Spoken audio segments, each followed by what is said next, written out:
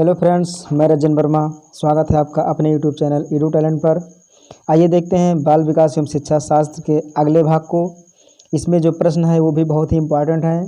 Total 30 प्रश्न हैं objective type के, जो कि UP TET, C TET, super TET और अदर स्टेट के टेट के लिए बहुत ही उपयोगी हैं। तो आइए देखते हैं एक एक प्रश्नों को।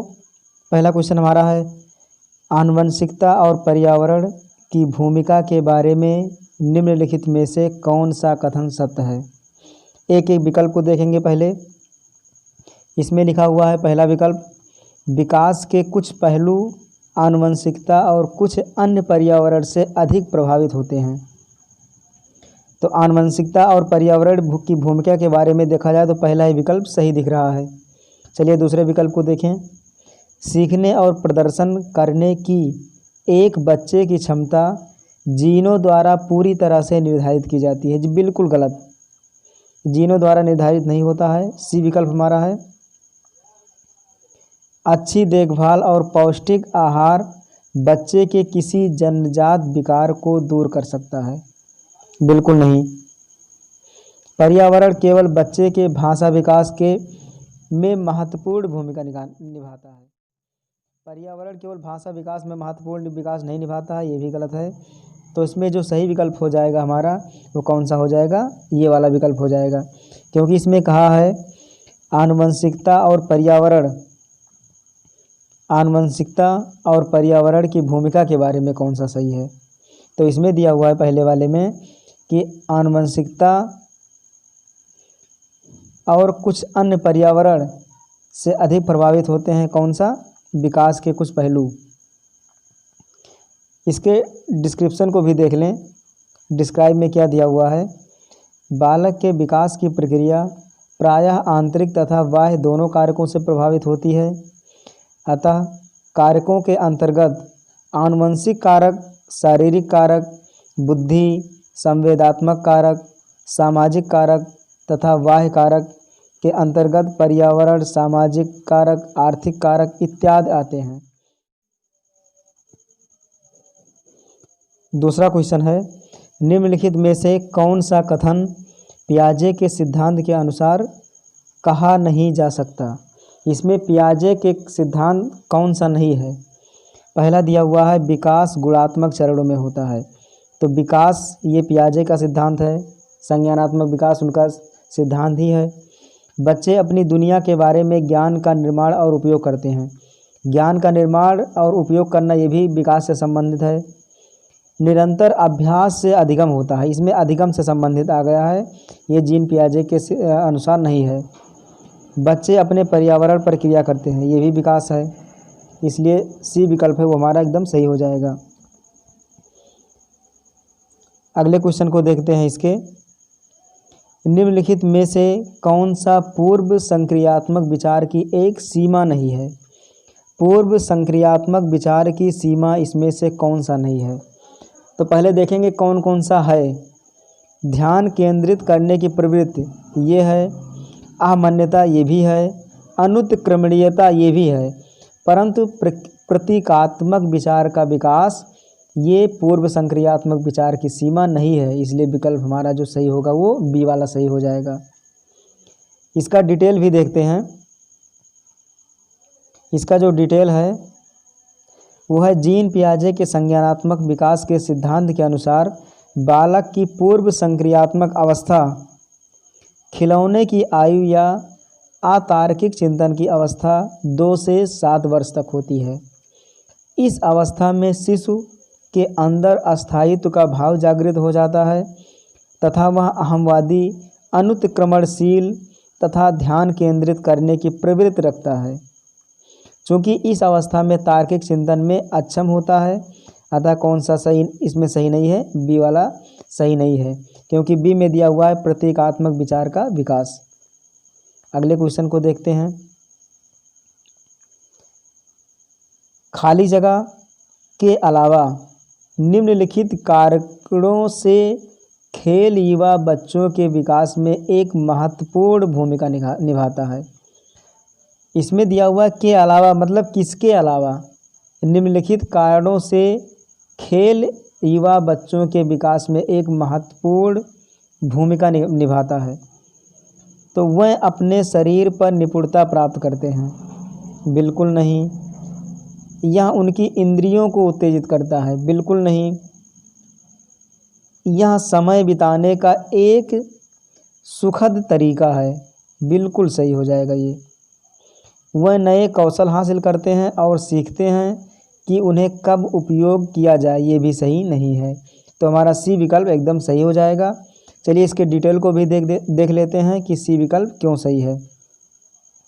सी है इसका जो डिटेल दिया हुआ है, खेल बच्चों के विकास में एक महत्वपूर्ण भूमिका निभाता है, क्योंकि यह एक मनोरंजन का साधन होने के साथ साथ व्यायाम का एक तरीका है, जिस कारण बच्चा शारीरिक तथा मानसिक रूप से स्वस्थ रहता है। अतः स्पष्ट है कि खेल समय बिताने का एक सुखद तरीका न होकर विकास की एक आवश्यक प्रक्रिया है। अगला देखते हैं इसका 5वां दिया हुआ है, निम्नलिखित में से कौन सा प्रश्न बच्चों को गंभीर रूप से सोचने के लिए आमंत्रित करता है? इसमें कौन सा प्रश्न ऐसा है जो बच्चों को सोचने के लिए आमंत्रित करता है? तो कौन सा प्रश्न हो जाएगा? एक एक विकल्प को देखते हैं। क्या आप इसका उत्तर जानते हैं? उत्तर जानेंगे तुरंत बता देंगे, सोचने वाली बात ही नहीं है। गलत। सही जवाब क्या है? बिल्कुल गलत, क्योंकि इसमें सोचने वाली बात ही नहीं आ रहा है। क्या आप इसी तरह की स्थिति के बारे में सोच सकते हैं? हाँ, सोचने वाली बात आ गई, परंतु कह रहा इसी तरीके से, इसी तरीके की स्थिति के बारे में सोचना। तो सोचना तो है पर ज़्यादा इसमें नहीं है। चलिए डी वाले को देखते हैं। विभिन्न तरीकों से हम इसे कैसे हल कर सकते हैं? जब कई तरीकों की बात आ जाएगी तो इसमें बच्चे सोचने लगेंगे कि हमें किस किस तरीके से इसे हल करना है, किस किस तरीके से इसे हम हल कर सकते हैं। इसमें बच्चे सोचने पर मजबूर हो जाते हैं। अगले क्वेश्चन को देखते हैं, 6 नंबर को। 6ठा क्वेश्चन इसका है, निम्नलिखित में से कौन सा विकल्प प्रगतिशील शिक्षा का सबसे अच्छा वर्णन करता है? प्रगतिशील शिक्षा का सबसे अच्छा वर्णन कौन करता है? करके सीखना, बिल्कुल करके तो सीखते हैं बच्चे। परियोजना विधि, कोई योजना दे दिया जाए उसके अनुसार कोई कार्य करना। सहयोग से सीखना, यानी कि एक दूसरे से सीखना, इसमें तो प्रगतिशील शिक्षा का वर्णन कर रहा है ये। दूसरे विकल्प को थीमेटिक इकाइयाँ, नहीं, नियमित इकाई परीक्षण, रैंकिंग, ये इन सब से नहीं हो पाएगा। रैंकिंग से ये इन सब से मनोबल कम हो सकता है। व्यक्तिगत अधिगम, ये भी नहीं। क्षमता समूह बनाना, छात्रों की लेबलिंग, परियोजना विधि तो है पर और भी होना चाहिए। क्षमता समूह बनाना, रैंकिंग, ये सब हो ही नहीं पाएगा, इसलिए ये विकल्प एकदम सही है। इसके डिटेल को भी देख लेते हैं थोड़ा, क्यों ये सही है 6वें का। ये इसका डिटेल है, प्रगतिशील तथा जिसकी अवधारणा जॉन डीवी ने दी थी, इसमें बालक के स्वयं सीखने पर जोर दिया जाता है तथा इस शिक्षा का महत्वपूर्ण तत्व रुचि तथा प्रयास है। बच्चे में रुचि होना चाहिए और उसे प्रयास करना चाहिए। और पहले विकल्प में क्या दिया हुआ है? करके सीखना, परियोजना विधि द्वारा सीखना और सहयोग से सीखना। ये 3 के 3 प्रक्रियाएं किसके अंतर्गत आती हैं? स्वयं सीखने के अंतर्गत आती हैं। मतलब बच्चे स्वयं करके सीख सकते हैं, इसलिए ये विकल्प सही हो जाएगा। अगला क्वेश्चन 7वां क्वेश्चन है, प्रगतिशील शिक्षा के बारे में निम्नलिखित में से कौन सा कथन बताता है?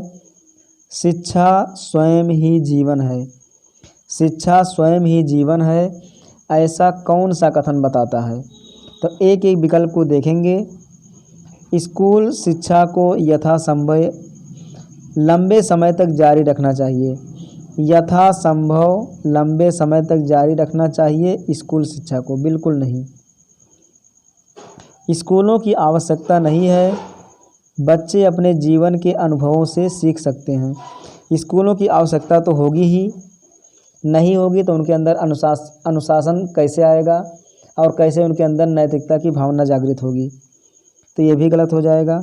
स्कूलों में शिक्षा सामाजिक और प्राकृतिक दुनिया को प्रतिबिंबित करे, ये सही विकल्प है। जीवन सच्चा शिक्षक है, ये भी गलत है, क्योंकि जीवन सच्चा शिक्षक है तो, परंतु ये कहना उचित नहीं है। इसके डिटेल को भी देखें क्यों ये विकल्प सही है सी वाला। प्रगतिशील शिक्षा का उद्देश्य बच्चों के लिए ऐसा वातावरण तैयार करना है जिसमें प्रत्येक बालक को सामाजिक विकास का पर्याप्त अवसर मिले, साथ ही साथ जनतांत्रिक या लोकतांत्रिक मूल्यों की स्थापना हो सके। इसलिए स्पष्ट है कि जो विकल्प सी वाला है इसमें क्या है, सामाजिक और प्राकृतिक दुनिया को प्रतिबिंबित करें स्कूलों में शिक्षा के द्वारा, इसलिए सी विकल्प सही हो जाएगा। अगले वाले को देखें। अगला क्वेश्चन है हमारा इसका, कोहलबर्ग के सिद्धांत के योगदान के रूप में निम्नलिखित में से किसे माना जाता है। कोहलबर्ग के सिद्धांत के रूप में कौन सा इसमें है योगदान। एक एक विकल्प को देखेंगे फिर क्लियर हो जाएगा। उनके सिद्धांत ने संज्ञानात्मक परिपक्वता और नैतिक परिपक्वता के बीच एक सहयोग का समर्थन किया, बिल्कुल सही हो जाएगा पहला ही विकल्प। दूसरे में है इस सिद्धांत में विस्तृत परीक्षण प्रक्रियाएं हैं, ऐसा कुछ भी नहीं है इस कोहलबर्ग के सिद्धांत में। यह नैतिक तर्क और कार्रवाई के बीच एक स्पष्ट संबंध स्थापित करता है, नहीं। उनका विश्वास है कि बच्चे नैतिक दार्शनिक हैं, बिल्कुल नहीं। चलिए इसके डिटेल को भी देख लें, डिटेल से एकदम क्लियर हो जाएगा। लॉरेंस कोहलबर्ग ने सन 1969 में नैतिक विकास चारित्रिक विकास का सिद्धांत दिया था, जिससे उन्होंने बालक के नैतिक विकास को 3 स्तरों तथा 6 अवस्थाओं में बांटा था। कोहलबर्ग के नैतिकता के सिद्धांत के अनुसार बच्चे की नैतिक विकास की प्रत्येक अवस्था में उसके द्वारा दिए गए नैतिक तर्क इस बात पर आधारित होते हैं कि कुछ स्तर पर बच्चों का संज्ञानात्मक विकास हुआ है। अतः जो विकल्प इसका ये है वो एकदम सही हो जाएगा, क्योंकि ये में है उनके सिद्धांत ने संज्ञानात्मक परिपक्वता और नैतिक परिपक्वता के बीच एक सहयोग का समर्थन किया है। चलिए अगले क्वेश्चन को देखते हैं। 9वां नंबर,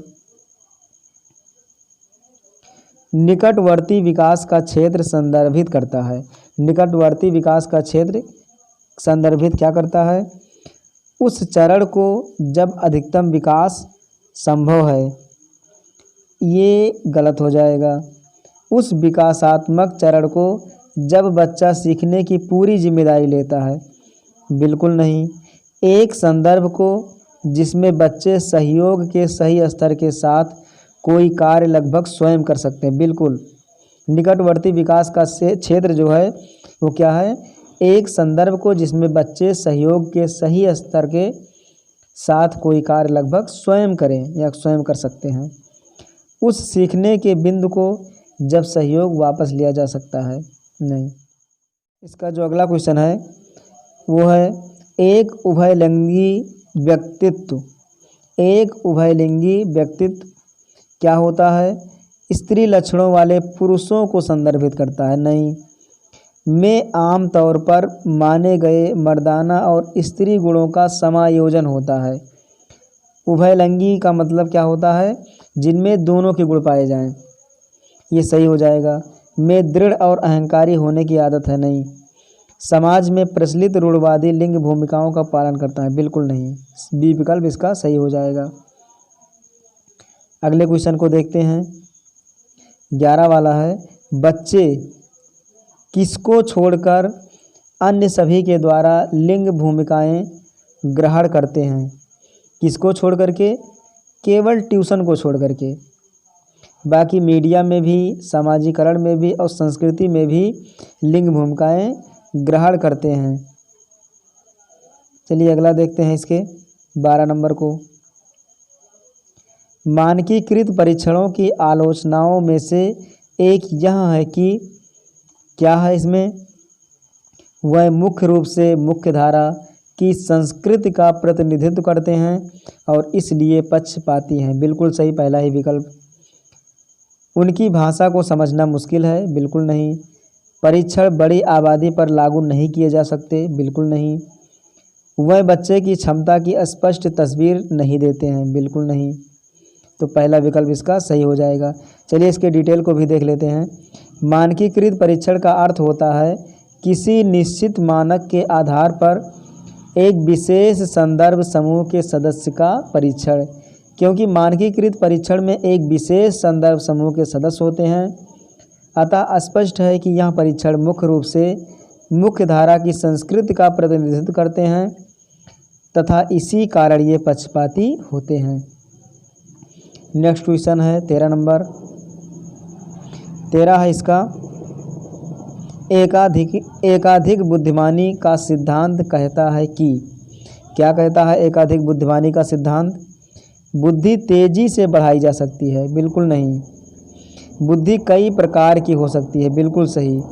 एकाधिक मतलब क्या होता है? एक से अधिक, तो बुद्धि कई प्रकार की हो सकती है।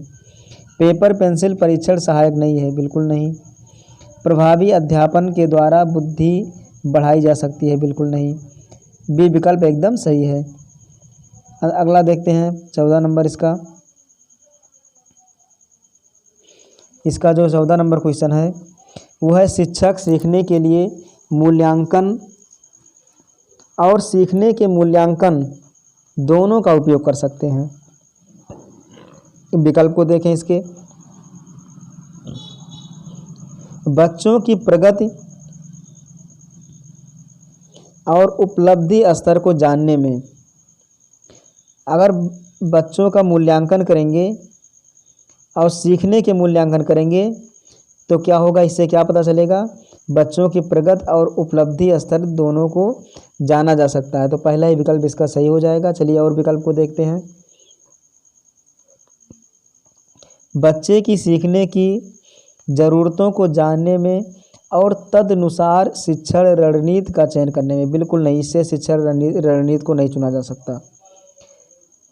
आवधिक अंतरालों पर बच्चे के प्रदर्शन का आकलन करने और उसके प्रदर्शन को प्रमाणित करने में, बिल्कुल नहीं। इसका डी विकल्प भी देख लें। डी विकल्प में दिया हुआ है बच्चों की प्रगति की निगरानी करने और उनके सीखने के अंतरालों को भरने के लिए उचित लक्ष्य निर्धारित करने में, बिल्कुल नहीं। इसका ये विकल्प भी एकदम सही है, बच्चों की प्रगति और उपलब्धि स्तर को जानने में। इसका डिटेल भी देखते हैं। डिटेल इसका है सीखने के लिए आकलन मूल्यांकन को निर्माणात्मक मूल्यांकन भी कहते हैं, जो शिक्षक द्वारा छात्रों को रचनात्मक प्रतिक्रिया प्राप्त करने, बेहतर सीखने तथा प्रभावी प्रगति करने में सक्षम बनाता है। यह आकलन छात्र के विकास के उद्देश्य से किया जाता है, जबकि सीखने के आकलन या मूल्यांकन योगात्मक आकलन का उद्देश्य शिक्षक को छात्रों की उपलब्धि तथा कार्य प्रदर्शन की पहचान करने में सक्षम बनाना है। अतः ये विकल्प एकदम सही हो जाएगा। क्योंकि 15 नंबर है, निम्नलिखित में से कौन सा सतत और व्यापक मूल्यांकन से संबंधित नहीं है? तो कौन सा ऐसा है जो सतत और व्यापक मूल्यांकन से संबंधित नहीं है? तो इसमें जो पहला वाला विकल्प है वो दिया हुआ है इसका, इसे भारत के शिक्षा के अधिकार अधिनियम द्वारा अनिवार्य किया गया है, बिल्कुल गलत। यह शिक्षण अधिगम प्रक्रिया का एक अभिन्न अंग है, नहीं है। यह विभिन्न शिक्षा क्षेत्रों में बच्चे की उपलब्धि पर केंद्रित है, बिल्कुल नहीं। यह बच्चों की धीमे, खराब या बुद्धिमान के रूप में चिन्हित करने में उपयोगी होता है। क्या? सतत और व्यापक मूल्यांकन। तो ये बिल्कुल सही है। सतत और व्यापक मूल्यांकन करने से ये पता चल जाएगा कि बच्चे धीमे हैं, खराब हैं या बुद्धिमान हैं या किस तरह का बुद्धि है, वो क्लियर हो जाएगा। चलिए अगले क्वेश्चन को देखते हैं, 16 वाले क्वेश्चन को। बच्चों में प्रतिभाशालिता किसके कारण हो सकती है? बच्चों में प्रतिभाशालिता किसके कारण हो सकती है? तो आनुवंशिकता और वातावरण के बीच एक अंतःक्रिया के द्वारा, बिल्कुल। कहीं ना कहीं प्रतिभाशालिता जो बच्चों में होती है वो आनुवंशिकता और वातावरण के द्वारा भी हो सकती है। तो ये पहला विकल्प सही हो जाएगा। वैसे भी एक संसाधन समृद्ध वातावरण, नहीं। सफल माता पिता, बिल्कुल नहीं। एक अनुशासित दिनचर्या, ये हो सकता है, परंतु इसमें आनुवंशिकता और वातावरण इन दोनों का प्रभाव है, और दोनों के प्रभाव के बीच में एक अंतःक्रिया के कारण ये प्रतिभाशालिता बच्चों में देखने को मिलती है। 17 वाला देखें इसका जो 17 है, सामाजिक आर्थिक रूप से वंचित पृष्ठभूमि से आने वाले बच्चों को कक्षा के माहौल की आवश्यकता होती है जो क्या हो, उन्हें अच्छा व्यवहार सिखाता है। व्यवहार तो सिखाता ही है, परंतु और अच्छा क्या हो जाएगा, उनके सांस्कृतिक और भाषाई ज्ञान को महत्व देता है तथा उनका उपयोग करता है। बिल्कुल सही। ऐसे बच्चे जो सामाजिक आर्थिक रूप से वंचित पृष्ठभूमि से आते हैं, मतलब जिनका सामाजिक आर्थिक स्थिति उतना सही नहीं होता है, उन लोगों को क्या होना चाहिए, ऐसे बच्चों को कक्षा के किस तरह के माहौल की आवश्यकता होती है, उनके सांस्कृतिक और भाषाई ज्ञान को महत्व देता है तथा उनका उपयोग करता है। तो ये सही हो जाएगा। सी विकल्प है, उनकी भाषा के उपयोग को हतोत्साहित, बिल्कुल नहीं, निगेटिव बिल्कुल नहीं होना चाहिए। बच्चों को उनकी क्षमताओं के आधार पर वर्गीकृत करता है। वर्गीकृत हमें नहीं करना है, अलग अलग बांटना ही नहीं है। 18 नंबर, कक्षा में सृजनात्मक और प्रतिभाशाली बच्चों के लिए आवश्यक हस्तक्षेप निर्भर करता है। क्या निर्भर करता है? शिक्षक द्वारा अनुकूलित और प्रेरक निर्देशन तरीकों के उपयोग पर। बिल्कुल, जो सृजनात्मक और प्रतिभाशाली बच्चों के लिए जो आवश्यक हस्तक्षेप है वो क्या है, शिक्षक द्वारा अनुकूलित और प्रेरक निर्देशन तरीकों के उपयोग पर वो निर्भर करता है। उन्हें अतिरिक्त समय दिए जाने पर, बिल्कुल नहीं, इस पर निर्भर करेगा। उनके प्रति स्नेही होने के नाते पर, हाँ स्नेही तो काम करेगा बराबर, परंतु जो ये पहला विकल्प है एकदम सटीक है। उन्हें अन्य बातों को पढ़ाने की जिम्मेदारी देने पर, ये भी सही है, पर इस तरह का नहीं होगा, एकदम ये विकल्प एकदम सही हो जाएगा। 19 नंबर देखें इसका, अति संवेदनशील बच्चों को सीखने में मदद करने के लिए निम्नलिखित में से कौन सा तरीका उपयुक्त तरीका नहीं है। यहाँ पर नहीं आ गया, नकारात्मक देखना इसमें। अब तो नहीं वाला क्या करेंगे हम, तो नहीं वाले के लिए पहले देखेंगे कौन कौन सा है। एक कार्य को छोटे प्रबंधकीय खंडों में तोड़ना, ये है। अधिगम के वैकल्पिक तरीकों की पेशकश, ये भी है। उनके दैनिक कार्यक्रम में शारीरिक गतिविधि का समावेश, ये भी है। बेचैन हो जाने पर या बेचैन होने पर अक्सर उन्हें फटकार लगाना, ये गलत हो जाएगा। यही मतलब जो क्वेश्चन में पूछा है नहीं है कौन सा, अति संवेदनशील बच्चों को सीखने में मदद करने के लिए, वो क्या हो जाएगा, डी विकल्प एकदम सही हो जाएगा। क्योंकि उनको हमें फटकार नहीं लगाना है, बल्कि क्या करना है, हमें उनका हौसला बढ़ाना है। चलिए अगले क्वेश्चन को देखते हैं। अलग अलग सोच वाले पैटर्न उन बच्चों की पहचान करते हैं जो, किन बच्चों की पहचान करते हैं, विकलांग हैं, डिसलेक्सिक हैं, डिसलेक्सिक मतलब असक्षम, सृजनात्मक हैं, प्रत्यास्थी हैं। तो अलग अलग सोच वाले जो पैटर्न के जो बच्चे होंगे उनका पहचान किससे होगा, सृजनात्मक भाव से होगा। मतलब सृजन करके हम क्लियर कर सकते हैं। इसके डिटेल को देख लें थोड़ा, एकदम क्लियर करने के लिए। अलग अलग सोच वाले पैटर्न सृजनात्मक बच्चों की पहचान करते हैं। सृजनात्मक रचनात्मक बच्चे किसी वस्तु, विचार, कला, साहित्य से संबद्ध किसी समस्या का समाधान निकालने आदि के क्षेत्र में कुछ नया रचने, आविष्कृत करने या पुनर्सृजित करने के प्रयास में तत्पर रहते हैं। इसलिए जो सृजनात्मक होगा वो एकदम सही हो जाएगा। 21 है, निम्नलिखित में से कौन सा शिक्षक द्वारा बच्चों में समस्या हल करने के तरीके का वर्णन नहीं कर सकता है।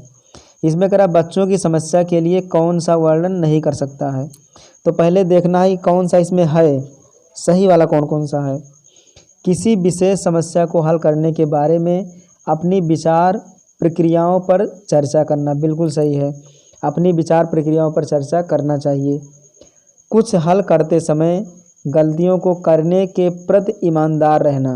अगर गलतियां कर लें तो उसमें हमें क्या होना चाहिए, हमें लगना चाहिए कि हमने गलती की है और उसके सुधार करना चाहिए, तो ये भी सही हो जाएगा। सोच विचार परीक्षण और विभिन्न उत्तरों जैसी शब्दावली का प्रयोग करना, बिल्कुल सही। अभिसरण उत्तरों वाले प्रश्न पूछा, ये गलत हो जाएगा। तो इसमें नहीं पूछा है तो इसका मतलब ये सब गलत हो जाएंगे, बाकी जो चौथा विकल्प है वो एकदम सही हो जाएगा। इसके डिटेल को भी देख लें थोड़ा सा। कक्षा में किसी प्रश्न को हल करते समय शिक्षक को उस प्रश्न को हल करने में प्रयुक्त विभिन्न परिणामों चरणों का वर्णन करना चाहिए। साथ ही यदि उसे हल करते समय उससे कोई गलती हो जाती है तो उसे उसमें सुधार करना चाहिए, तब आगे बढ़ना चाहिए, ना कि गलती हो जाने की स्थिति में बच्चों से उस प्रश्न से संबंधित अन्य प्रश्न पूछने चाहिए या आगामी प्रश्नों के उत्तर पूछकर उनका परीक्षण करना चाहिए। इसलिए ये जो विकल्प होगा वो सही होगा, क्योंकि अभिसरण उत्तरों वाले प्रश्न पूछा और प्रश्न पूछना ये तो गलत हो बात है ना, ये तो विकल्प के लिए एकदम सही है क्योंकि नकारात्मक पूछा है। तो अगले क्वेश्चन को देखें। इसके अगला क्वेश्चन है, निम्नलिखित में से कौन सा एक संवेग है। तो संवेग कौन सा हो जाएगा, स्मृत नहीं है। डर बिल्कुल है क्योंकि संवेग से ही डर पैदा होता है। ध्यान ये भी नहीं है, उत्तेजना ये भी नहीं है। जो डर हमारा है वो क्या है, एक संवेग है, क्योंकि संवेग में कई चीज़ें आ जाती हैं। जैसे देखिए क्या क्या दिया हुआ है संवेग के अंतर्गत। संवेग में लिखा हुआ है, गेट्स के अनुसार संवेग भावनाएं वह घटनाएं हैं जिनमें व्यक्ति अशांत और उत्तेजित हो जाता है। मैकडीगल के अनुसार संवेग 14 प्रकार के होते हैं, जैसे डर या भय, क्रोध, घृणा, वात्सल्य, करुणा या सुख, दुख, शोक, ये सब, कामुकता, आश्चर्य, आत्महीनता, आत्माभिमान, एकाकीपन, भूख, अधिकार भावना, कृत्य भाव तथा आमोद। 3 साल का बच्चा बताता है कि दूध बूथ पर एक मशीन द्वारा दूध का उत्पादन होता है। निम्नलिखित में से कौन सा बच्चे की समझ का सबसे अच्छा स्पष्टीकरण प्रदान करता है। कौन सा सबसे अच्छा स्पष्टीकरण प्रदान करता है, विकल्प को देखें।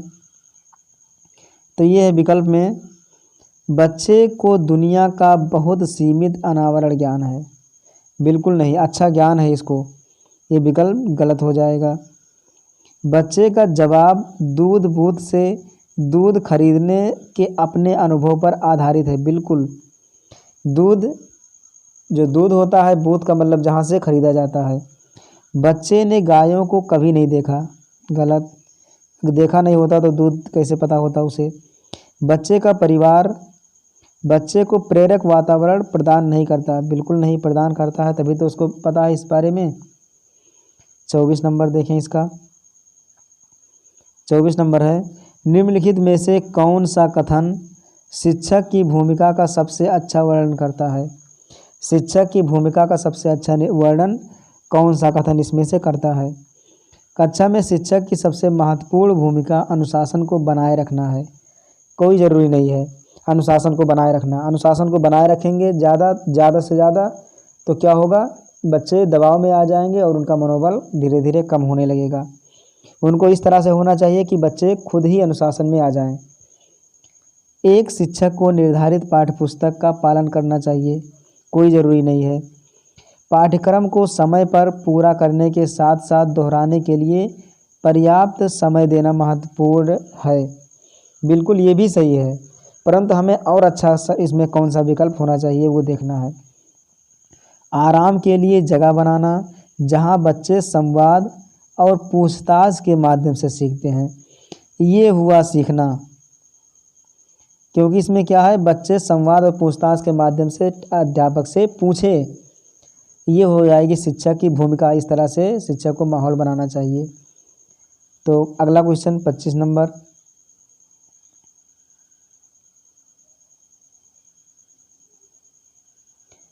इसका 25 नंबर है। निम्नलिखित में से कौन सी कक्षा समृद्ध शिक्षा को प्रोत्साहित करती है?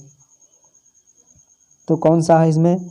वह कक्षा जिसमें प्रदर्शित विभिन्न प्रकार की सामग्री बच्चों की पहुंच से परे हो ताकि सामग्री लंबे समय तक चलती रहे। बिल्कुल नहीं। वह कक्षा जिसमें खुली गतिविधि कोने हों और विभिन्न प्रकार के बाल साहित्य खुली ताक या शेल्फ में रखे हों जो दिन के किसी भी समय प्राप्त किया जा सके। बिल्कुल सही है। ये कक्षा समृद्ध शिक्षा को प्रोत्साहित करने का सबसे अच्छा तरीका है। अलमारी में अच्छी तरह संगठित सामग्री वाली कक्षा जहां सामग्री को सप्ताह में एक बार मुक्त खेल के लिए बाहर लाया जाता हो। बिल्कुल नहीं, कभी भी उठाया जा सके ऐसा होना चाहिए। इसके डी विकल्प को भी देख लें। इसका डी विकल्प है पाठ्य पुस्तक सामग्री द्वारा संचालित संरक्षित और योजनाबद्ध अधिगम वाली कक्षा। नहीं, इसका जो बी विकल्प है वो एकदम सही है। अगला क्वेश्चन देखते हैं इसके। निम्नलिखित में से कौन सा कथन कक्षा में पाठ्य पुस्तकों की भूमिका का सबसे अच्छा वर्णन करता है? पाठ्य पुस्तकों की भूमिका का कौन सा सबसे अच्छा वर्णन करता है? वह कक्षा में उपलब्ध संसाधनों और संदर्भ सामग्री में से एक है। बिल्कुल सही। वह एक राज्य या राष्ट्र में अधिगम में एक रूपता बनाए रखते हैं। नहीं। वह अध्ययन के पाठ्यक्रम के बारे में शिक्षकों और माता पिता को मार्गदर्शन प्राप्त करते हैं। नहीं। वह संसाधन रहित संदर्भ में सबसे आवश्यक अधिगम संसाधन बनाते हैं। बिल्कुल नहीं। जो पहला विकल्प हो जाएगा इसका वो एकदम सही है। कक्षा में उपलब्ध संसाधन और संदर्भ सामग्री में से एक है। 27 नंबर देखेंगे। इसका जो 27 नंबर है, राष्ट्रीय पाठ्यचर्या फ्रेमवर्क 2005 में अपनी समृद्ध किससे प्राप्त की है? राष्ट्रीय पाठ्यचर्या फ्रेमवर्क 2005 ने अपनी समृद्धि किससे प्राप्त की है? तो क्या हो जाएगा इसका? रचनावाद। जो रचनावाद है उससे प्राप्त की है। मानवतावाद से नहीं है, व्यवहारवाद से भी नहीं है, संज्ञानात्मक से भी नहीं है। है किससे? रचनावाद से। अगला वाला देखें इसका 28। कक्षा में बच्चों को प्रेरित समझा जा सकता है यदि क्या हो? अगर प्रेरित कैसे समझेंगे? वह अच्छी तरह से वर्दी पहने स्कूल में आते हैं। कोई ज़रूरी नहीं है कि बच्चे प्रेरित ही हों। वह कक्षा में अनुशासन बनाए रखते हैं। कोई ज़रूरी नहीं। वह सभी उपस्थित में नियमित हैं। कोई ज़रूरी नहीं कि बच्चा प्रेरित ही हो। वह शिक्षक से स्पष्टीकरण प्राप्त करने के लिए प्रश्न पूछते हैं। ये एकदम प्रेरित बच्चों का एक पहचान है। इससे ये पता चल जाएगा कि बच्चे सीखने के लिए प्रेरित हैं। और कैसे पता चलेगा? क्योंकि बच्चे शिक्षक से स्पष्टीकरण प्राप्त करने के लिए प्रश्न पूछते हैं। तो अगला क्वेश्चन देखें 29 नंबर। निम्नलिखित में से कौन सा कथन बच्चों में अधिगम में सुधार करने के लिए सबसे अधिक उपयुक्त है? अधिगम में सुधार करने के लिए सबसे उपयुक्त कथन कौन सा हो जाएगा? नियमित मूल्यांकन परीक्षा आयोजित की जानी चाहिए। कोई ज़रूरी नहीं है। शिक्षक को विभिन्न उदाहरणों और चित्रों का उपयोग करके विषय की व्याख्या करनी चाहिए। कोई ज़रूरी नहीं। कक्षा में सभी प्रकार की शिक्षण सामग्री होनी चाहिए। कोई ज़रूरी नहीं। शिक्षक को वास्तविक जीवन स्थितियों पर बच्चों को एक दूसरे के साथ बातचीत करने में मदद करनी चाहिए। अगर वास्तविक जीवन के बारे में बच्चों को कहेंगे कि एक दूसरे से वार्तालाप करें तो ये अधिगम में सुधार करने का सबसे अच्छा तरीका है। इससे बच्चों में सीखने की रुचि आ जाएगी। ये 30वां और लास्ट क्वेश्चन है। अनुशासन जो अधिगम वातावरण में एक महत्वपूर्ण भूमिका निभाता है किस तरह की मदद करता है? चलिए विकल्प को देखते हैं एक एक को। विकल्प में है बच्चों को अपनी शिक्षा का विनियमित और मॉनिटर करने के लिए।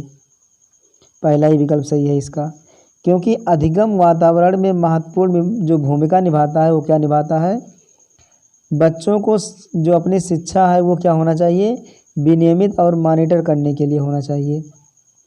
चुप्पी साधे रहने के लिए, बिल्कुल नहीं, चुप बैठेंगे तो कुछ भी नहीं हो सकता उनका। शिक्षकों को निर्देश देने में कोई ज़रूरी नहीं। बच्चों को उनके पाठ रट कर याद करने में, रटना तो इसमें है ही नहीं। तो ये 30 क्वेश्चन आज के समाप्त हुए।